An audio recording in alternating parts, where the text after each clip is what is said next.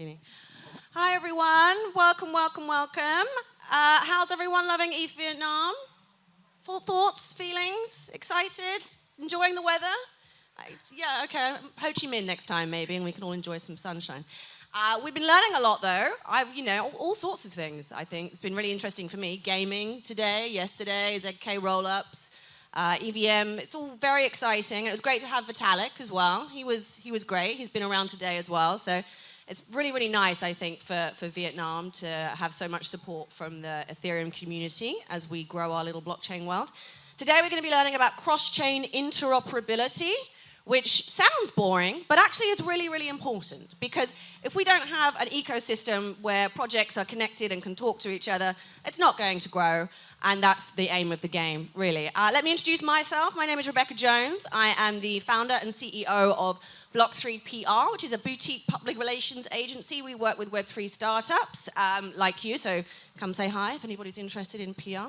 And today I'm joined by some very, very esteemed guests. There we go, perfect.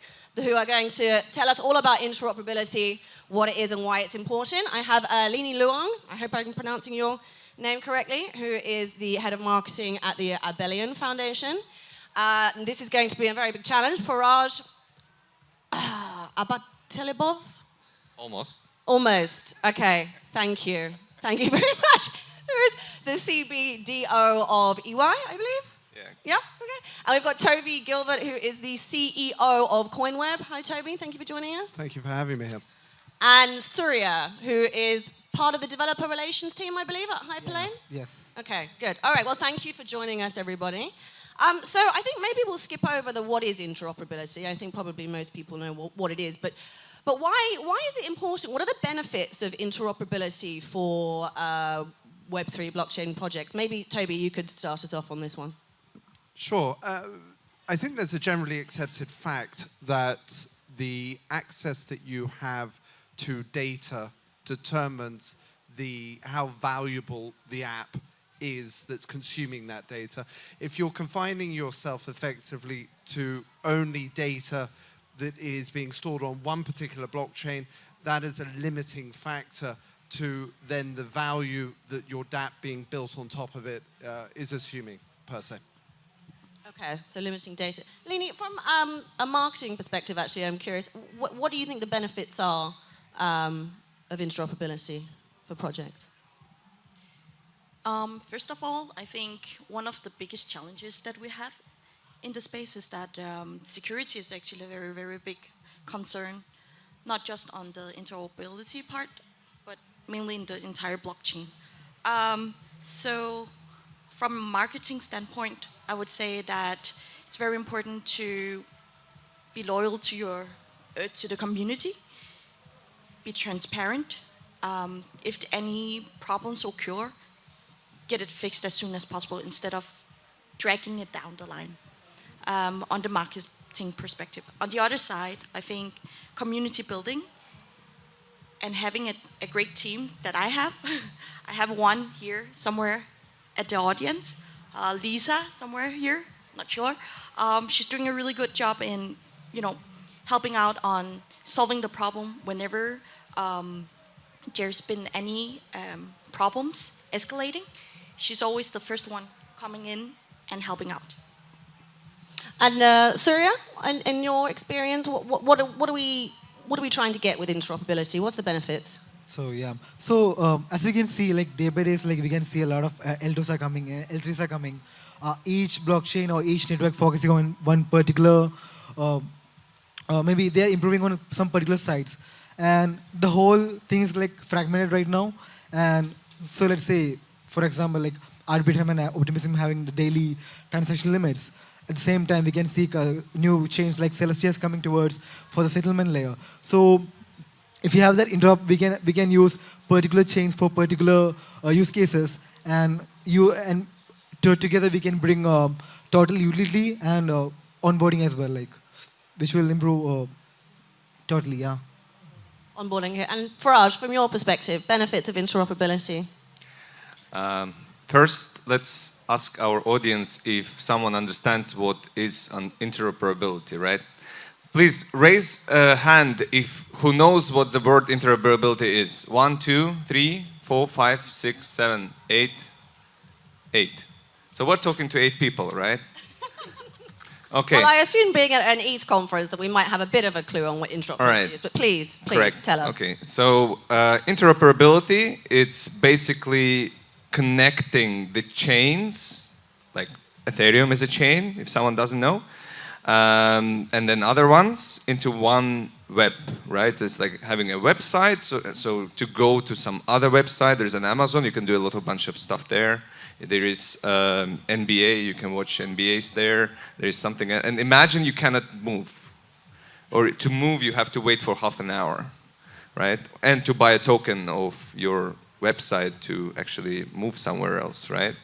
So that's what Web 2 is, right? And if someone's saying that Web 3 is way more advanced, let's switch from chain to chain and try to move $10 million first, right? Yes, we know that's tricky. So it is tricky at the moment. There are companies that are similar to Layer 0, raised 300 million at 3 billion valuation, roughly.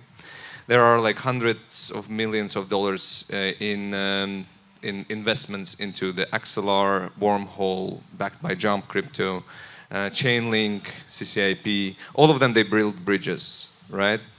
So, but there were $2 billion that were stolen from the bridges in 2021, 2022.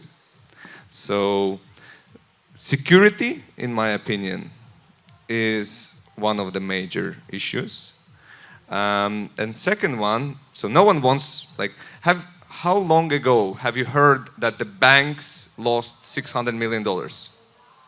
They actually lose that sort of money all the time. They just don't talk about it. Okay, all right, it's true. All right. Who have heard about Binance bridge hack or Ronin bridge hack? $600 million were stolen.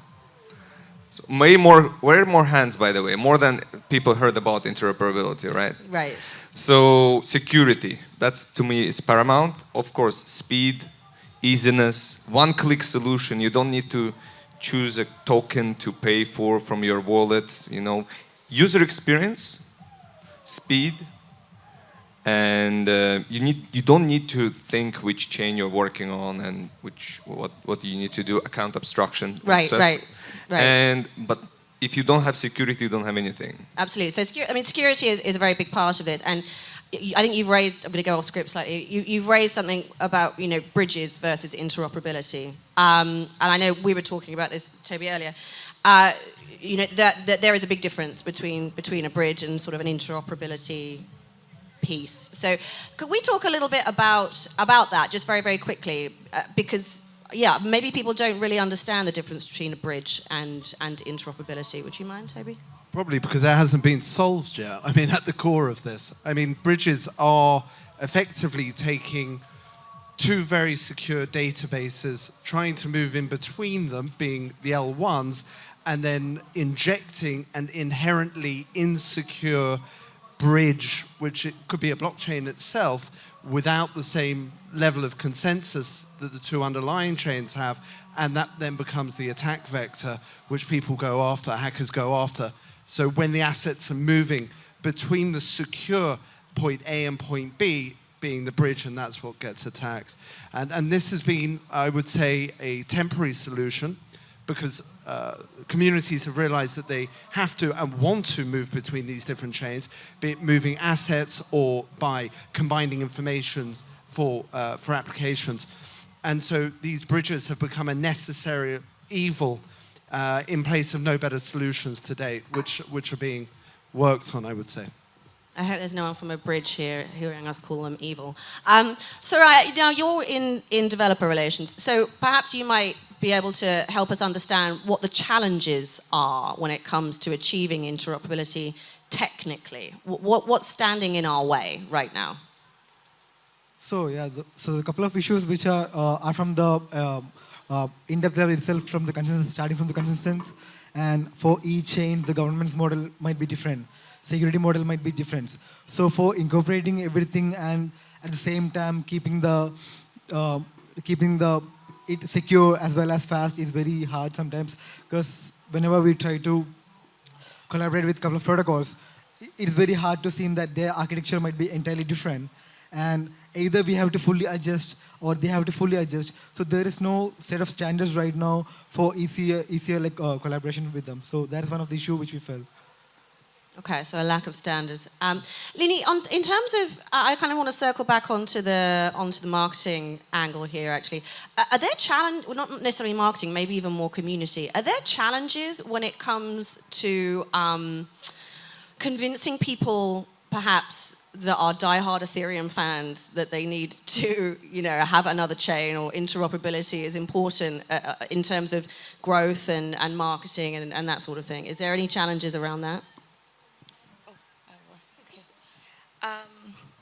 I think for some challenges, let me think. Yeah. So, for example, for our own community, when we talk about the challenges that are at Abelian, is that sometimes people will think that if we, for example, we just came up with a post-quantum privacy bridge, post-quantum bridge actually, and this bridge is in the developing. We are testing it out. We have actually promoted to the community, but many people are questioning whether this is working or not, which means the challenge is that there's a lack of trust in the product or in the tech. But to convince the people, it's really, really important that you have the narratives ready, that you are building a strong brand story. And this is not just for Abelian, this is for every single project. Brand story is very important. When all comes to all, it's all about the narratives. Other than that, I think what people also, or what projects also are doing is that they not just using the common channel like X, or what people call previously Twitter. You can also actually get out of that scope, reach a different audience to actually, not saying promoting your challenger, but trying to solve the challenges, get people to actually mention, oh, actually, this project AYC is actually trying to come up with a solution. And the word of mouth is then. Yeah, okay, interesting. Faraj, before we move on, anything from you in terms of the challenges, technical or otherwise, when it comes to achieving interoperability? What's standing in our way? Technical challenges. I think, apart from, imagine we solve the security part. So everything is okay, no one can hack into us, right? We're talking about attack vectors. There could be an attack on smart contracts, so bad code, and could be attack on consensus. So for multi-chain, which is supposed to have 21 validators, the founder, which had the keys for fixing the technical issues, retrieved $150 million, and $2 billion bridge just collapsed. And along with it, by the way, Phantom collapsed. And Curve founder just tweeted 24 hours before the shutdown of the bridge, take all the money out, if you can, right? So let's imagine that both consensus, vector of attack, and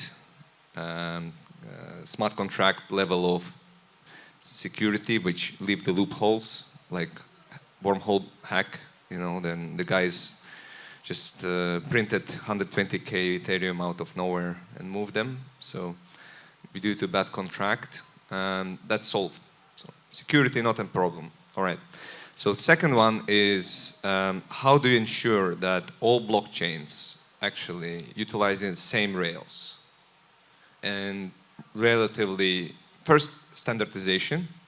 So if I can move with this bridge to that chain, and then with this bridge to that chain, but then with that bridge from that chain to the next one, I can only use the native.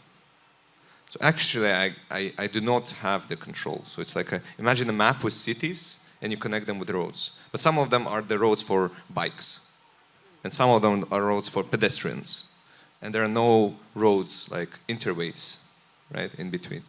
So going back to interways, and that's how you need to think about interoperability, like mesh, right? So connecting these dots of Solana for high speed, Ethereum for security. How secure I don't know, because 30% of Ethereum is with Lido, another 30% is with Coinbase and Binance. So, but again, people say Ethereum security, Ethereum for security. There is Algorand, there is other ones. It's hubs. They have its own people, its own communities, rooting for them, die-hard fans of Solana, whatever. And then you're talking about bridges. So are they able to transport amount of data? Solana is pumping 60,000 TPS, right? Ton just tested 100,000 TPS with dynamic sharding. Ethereum is not high TPS, but they have large transactions, right? So millions of dollars. You want them to be super secured. So throughput, speed. How long do you need to wait? So if I move funds from Optimism to Ethereum, how long I will get it? In what time? Instantly. You'd have to tell me. Because if it is Ethereum transaction, it's relatively instant. If it's opposite way, if I send it to Optimism, it's 7 days. So there's a 7 days within which... It's a long time. Within which the validators of the protocol can challenge that that transaction actually fraudulent, right? If it is by accident that, okay, I moved the funds to you, and on day 6, there was like, oh, this is fraudulent transaction. So finality is very important. So the speed, so at which, the finality is happening is also important for interoperability as well. Okay, thank you. So just sort of staying on the challenges topic, but going slightly in a different direction. Do we face any regulatory challenges when it comes to interoperability? Toby, do we have any regulatory challenges in this area? It depends, I suppose. It depends in what asset classes we are talking about, what are moving, and in which jurisdictions we're looking. If you come across a chain or a platform that is being interoperable with another one, and party B effectively is doing something wrong in one particular jurisdiction, then yes, you can become unstuck, per se. At a high level, if that's not the case, and you're just connecting protocols and moving information and assets, and there is no breach of any regulatory position in one particular jurisdiction, the answer is no. But it could be the case. And until there's any sort of harmonization, at least in the majority part of regulation around the world, then we will see the movement of information or the movement of assets potentially breaching a regulatory position in one part of the world. I mean, that could be Russia, that could be India, that could be China. And a user of an application could be using something that touches blockchain and the transfer of a particular asset class, for example, and not know that it is touching blockchain, that happening in a particular jurisdiction where it's not allowed, and then becoming unstuck. The enforcement of that is an entirely different question because it's almost impossible, I would say, at the moment. Well, that's it, isn't it? I mean, much of certainly, the financial system is sort of predicated on barriers and not having interoperability. So, imagine a world in which, yes, we can make those instant, multi-million-dollar transactions. I think that's probably great for JP Morgan, but I don't think that probably, governments in the world really want that happening. Why not? People would want that, right? I mean, if I'm a millionaire and I earn those millions somewhere, I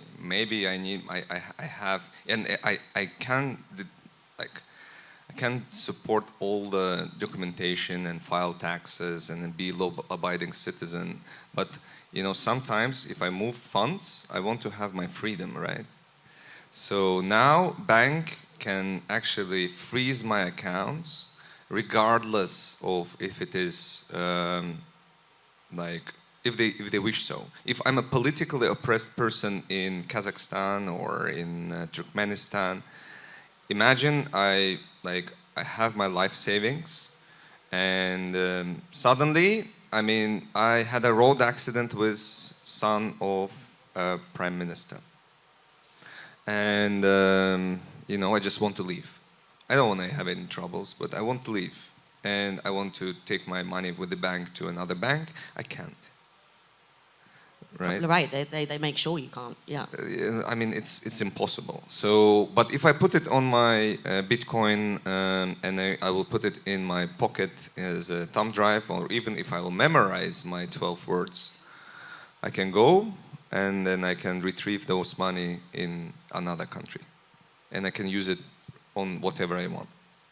So the Web3 adds freedom. Right, but it's the sort of freedom that lots of governments aren't particularly interested in allowing people to have. Soorya, from the Hyperlane perspective, do you have anything to kind of weigh in on this in terms of, you know, regulation getting in the way of interoperability? So from the Hyperlane side, like I don't have much things to say, but from the India, since I'm from India, so I can see a lot of like restrictions for us to involve in particular like blockchain related stuff. So yeah, I think the one of the main issues that like lack of clarity is even the jurisdiction doesn't know like what is this, like how we can regulate this thing, particular stuff. And also I think it will be more better once we have like certain set of standards based on like for which things we have to set particular limits. So I think maybe we can expect that later on, but not soon, I guess. Yeah. Yeah, we should all probably be quite careful what we say. Okay, so moving on, Leeny. Yeah. What's the end game for interoperability, especially from your perspective? Actually, I mean, where, you know, what does that look like? What does the end game look like? So I think that there's not really an end game to it yet because we're still in a developing phase. And I know that previously there's been a lot of topic covered around CK.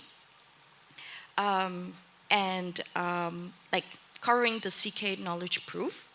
Where ZK, if you're English. Someone was ZK. winding me up about this yesterday. ZK proofs, if you're not American. So these ZK protocols, technologies are building, and I also believe that they're actually trying to build on top of these, or together with the cross chains. So I think there will be more and more on this coming up in the next, I guess, in the next quarter.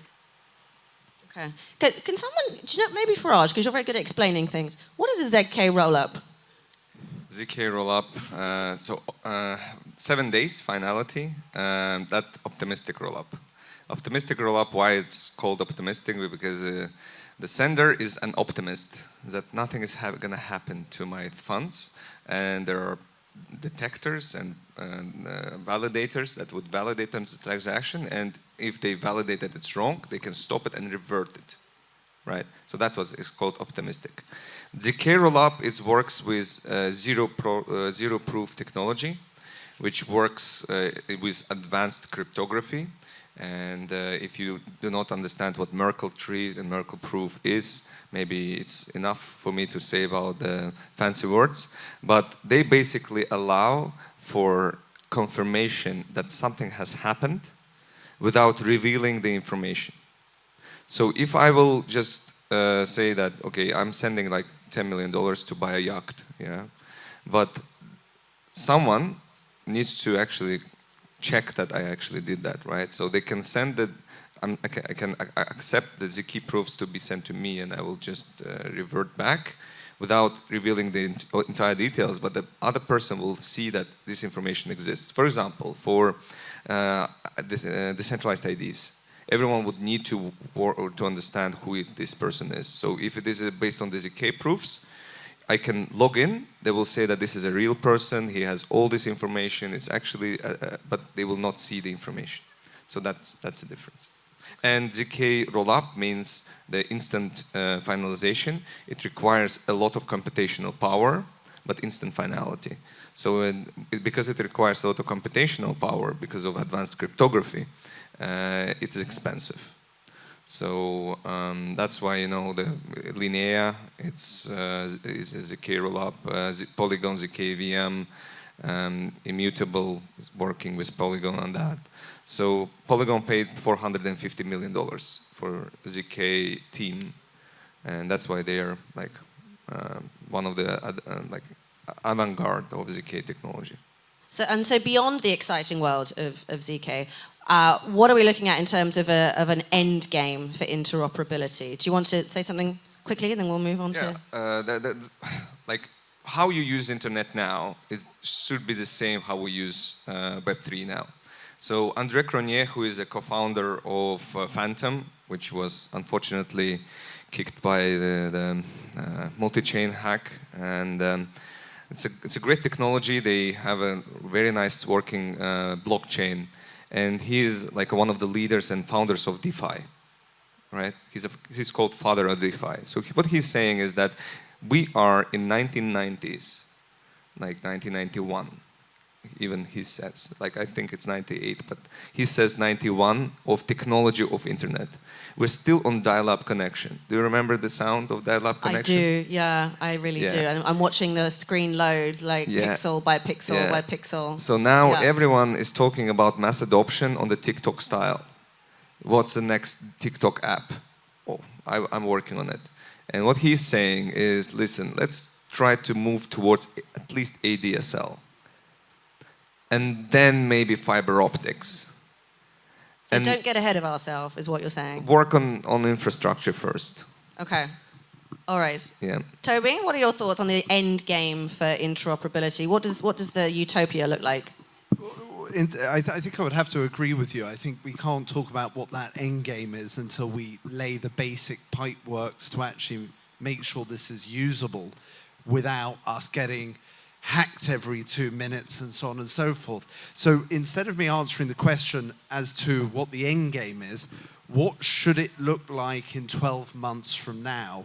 And instead of talking about it at a protocol layer, let's try and just lean into what it looks like at a product layer. How's this actually going to be used? I actually completely agree with him because we all here because of the blockchain technology. Not because of the crypto and casino that's happening, right?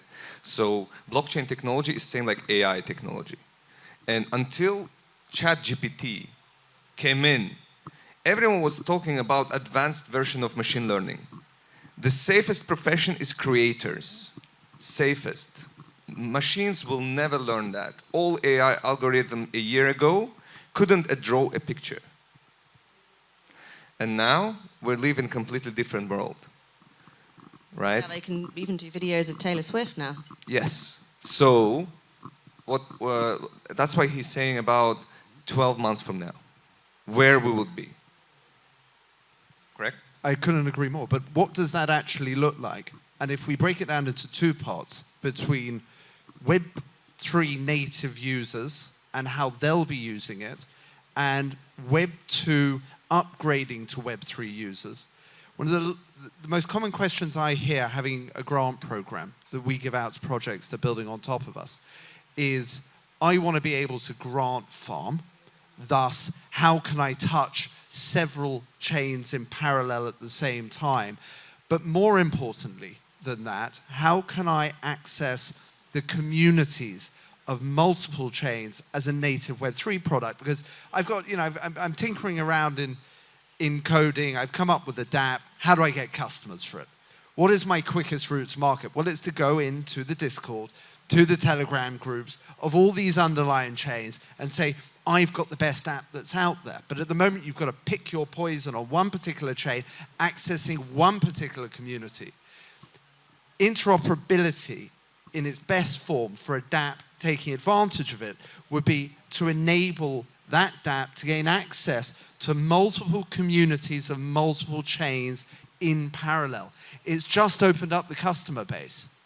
Web2 users couldn't care less about any of this.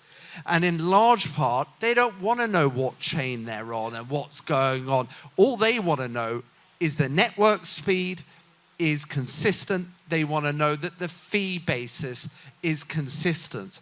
So for a Web2 user, and them having an application, that application and those transactions need to be able to hop between the underlying chains that are being monitored for consistency, predominantly based around gas fee prices, network fee, speed time, outages, and failures. If you've got an app and it's actually moving assets, you don't want to know that the underlying L1 has just gone offline for 16 hours, thank you, Solana, on a regular basis, so your transactions are stopping. It's not bash Solana. They're not here to defend themselves. Well, I wasn't going to say anything about Ethereum, because I know Vitalik's hiding around there somewhere. Well, going into fluctuating gas fee prices, what did CryptoKitties do for the fee basis of Ethereum? Well, if you're an end user, you're either assuming that fee, that gas fee fluctuation. As a user, I couldn't care less about gas fees. I don't want to hear about that. Thank you. Or either the end user, you're going to have to pick that cost up, or the application is, and then you're in a hole again. So if you look at what the 12-month hop for Web 2 converting to Web 3 users are for interoperability, is the ability to monitor the underlying chains for all their KPIs, and then routing the transactions across them so you can deliver a continuity of service, a stable service. Okay. Well, that would be great. I mean, so to wrap us up, actually, Soorya, again, from a developer's perspective, what does interoperability look like in the next 12 months? I mean, you're on the dev side, so tell us. So actually, for this in-game part, like I just align with Farash's view. So it's like we can see a lot of upgradation coming, like the account abstractions and the indents coming. So it should be like we should not worry about the network, like him say, like we click and we don't have to worry about like, which chain the transaction have been going on. Let it pick it automatically whether, okay, this chain is cheaper, okay. It goes automatically to that particular chain and it does settlement of particular chain. So we don't have to worry about like what chain it's going. At the end of the day, it's like we're creating a universal, secure and easy like way of transaction in terms of data or value. Okay. And just to wrap us up, Leeny, from a sort of community marketing perspective, what are you excited about? What do you want to see for interoperability? I guess from Abelian side of the things is that we're actually still executing and building on the quantum zero knowledge proof bridge. So there will be a lot of activities and events coming up from our side. Fantastic. Final words then, and then we're going to wrap up. Yeah, for me, guys, like everyone who is in Web3 is here for a reason, different reasons. Could be ideological, could be to make money, could be something else, right? So I want this industry to be as big as AI and potentially as big as IT, right? So potentially this industry could be a game changer for finance, for like supply chain, for trade finance, for a lot of industries overall. I mean, even like music industry, video industry, like owning and contents of the rights, real world assets, tokenization, right? So it can change a lot of things, right? But I would wish every single person here, if they are in Web3, to work on something meaningful for them, right? If you are working on games with kitties, right? Maybe it's Axie Infinity with $10 billion, but make this game fun, at least, right? So that's my end word, to be honest. Okay. Toby, any final thoughts? Yeah, keep building, like really building. And whilst marketing is very, very important, stop fudding and just keep building. It's absolutely key. We are lacking in builders that are actually delivering meaningful products regularly, and there's just too much hype and blah. Let's get away from it. Let's build. Let's do what AI did. Okay, I think that's a wonderful note to end on. So thank you, everybody, for joining me to discuss cross-chain interoperability. It's been very interesting. And have a lovely conference. Thanks, everybody. Thank you all. Thank you.